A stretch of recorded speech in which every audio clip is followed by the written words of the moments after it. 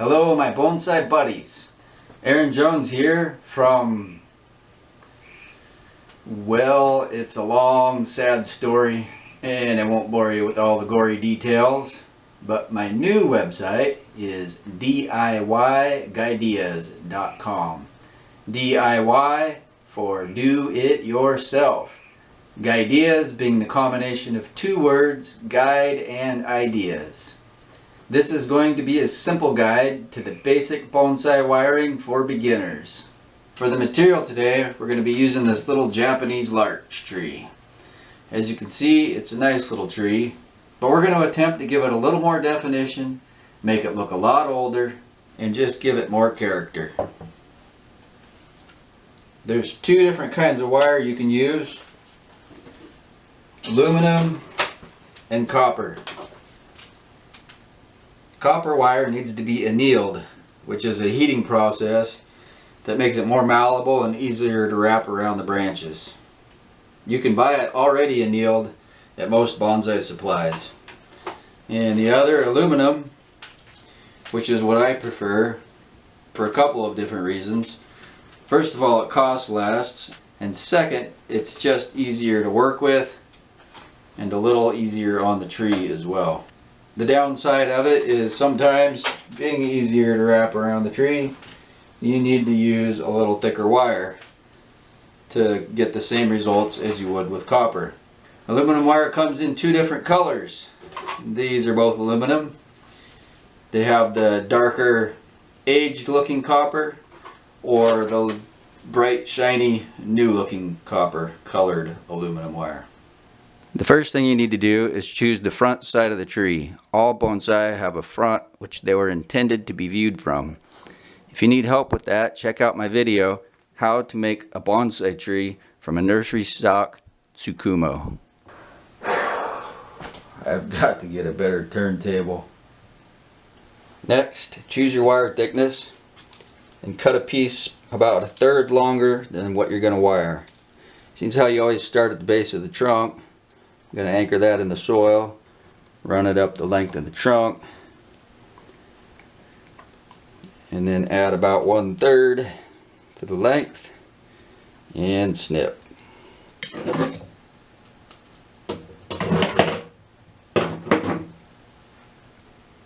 Next, we're going to anchor the wire on the back side of the tree in the soil. Cut a little sharp point on there and stick it in the soil. Hold it really secure with a plier just above the soil and start wrapping the tree, always trying to keep a constant 45-degree angle. It's difficult to state the exact size of wire you need because it depends on the material that you're using, and it depends on what you want the outcome to be when you're done. The general rule is to use wire 1/3 the thickness of whatever it is that you're wiring. However, some species of trees are more difficult to bend than others, and it depends if you want just to gently bend the branches downward, or if you're looking for drastic changes in direction altogether, sharp bends and turns. You just have to give your material a little test. This is pretty stiff. It's a substantial trunk. And keep in mind that when you wire the branches, you're going to have more wire coming around the trunk, extending out onto the branches. That'll also add to your holding power. You just have to think ahead a little and use some common sense. One thing that's really important in the future that you need to watch for is we're going to be adding more wires to come around the trunk and off of the branches. So if you need to lose your 45-degree angle at times to stay away from the branches, you try not to get the wire right tied up to the top or the bottom of a branch. And the reason for that is the branch wires are going to lay along the trunk wire. Sometimes you'll need them on the bottom, sometimes you'll need them on the top. See, I can't go on top of this wire without coming up against that branch.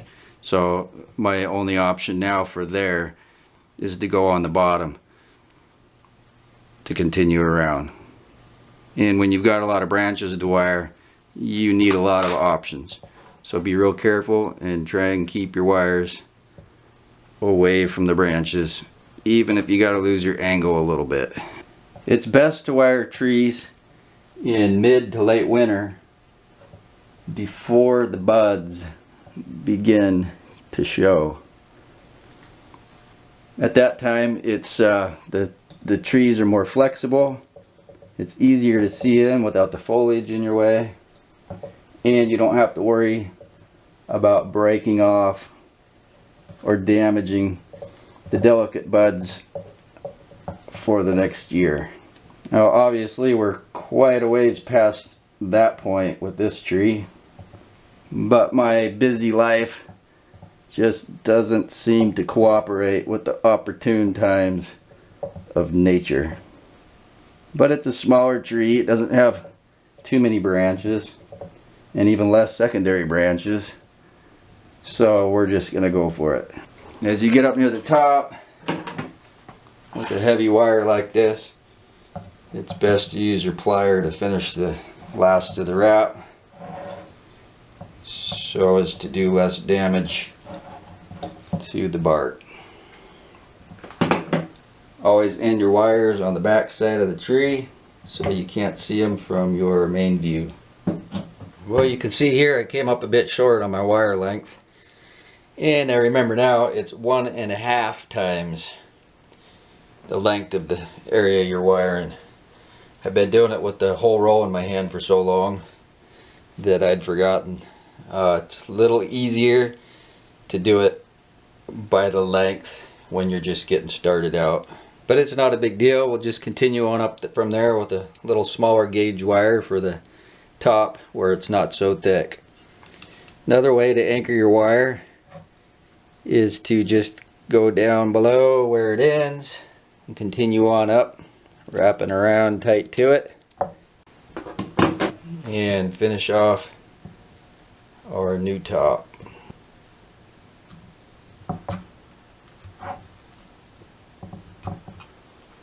And now we're ready to start wiring our branches. We got a couple of weaker branches down here on the bottom, which we're not going to need because when we bring the larger branches down, they're just going to be in the way and unnecessary. So I'm going to go ahead and take those off using a concave knob cutter, which makes a nice little indented cut that will heal over and not leave a scar. Now we're ready to start wiring the branches. At this point, you have to start putting a little bit of thought into the process. For the most part, you want to start at the bottom of the tree and work your way up, placing the wires to be the most aesthetically pleasing from the front view. It's important to give each wire a good anchorage by wrapping it a couple of times around the tree before wiring the branch. So we need to figure out whether we need to be on top of the wire or the bottom of the wire for each individual branch. If I come around the top of the wire for this branch,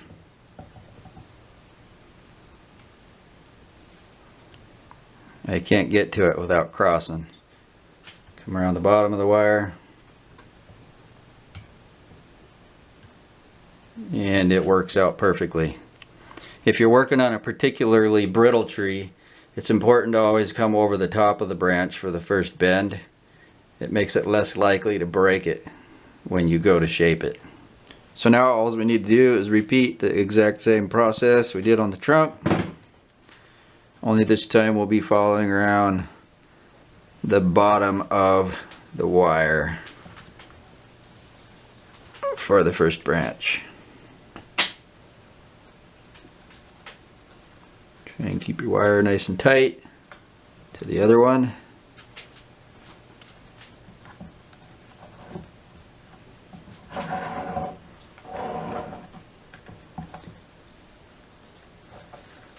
And over the top. 45-degree angle out on the wire.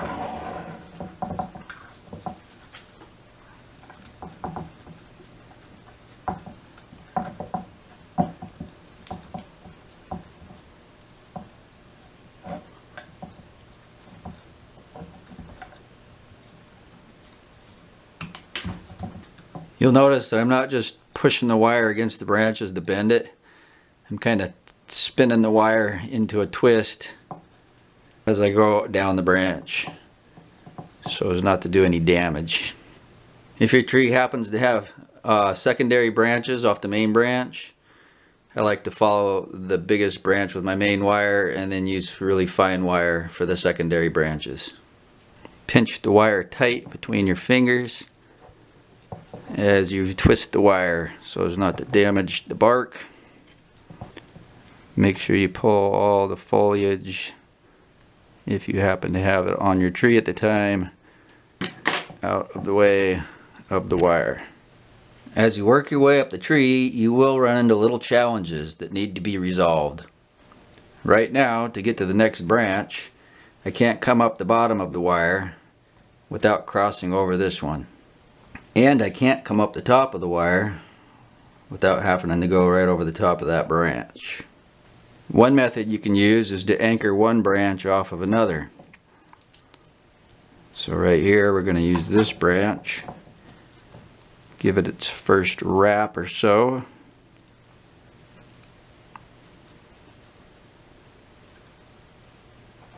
To hold it. And now we can come right up the top of the main wrap. And it's not good to use the next branch.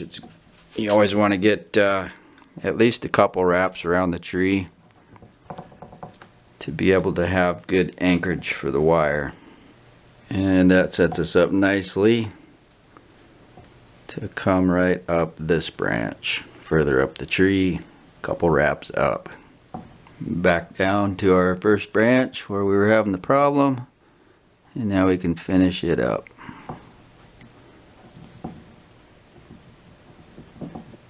Another method that works really well and doesn't even require the couple of wraps around the tree is if you can find a crotch where two wires come apart from each other. You can tuck the end of your wire right in there and it actually holds really well.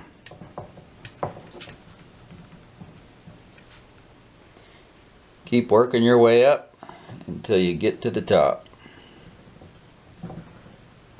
And now you're ready to style your tree. Using both hands, carefully twist, bend, and manipulate your tree into the desired shape.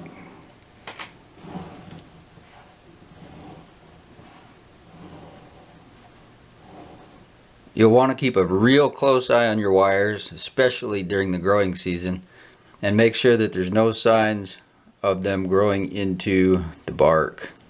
Before they start to grow into the bark, the way to remove them properly is with a wire cutter. And rather than trying to unwind them, you just take your time and start making lots of slices until they just pretty much fall off.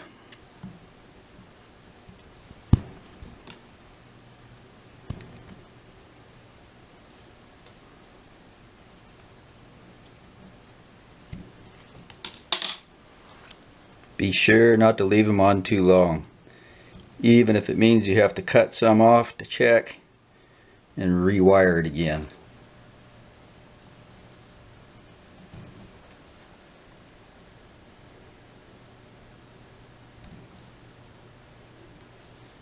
Thank you for watching my video.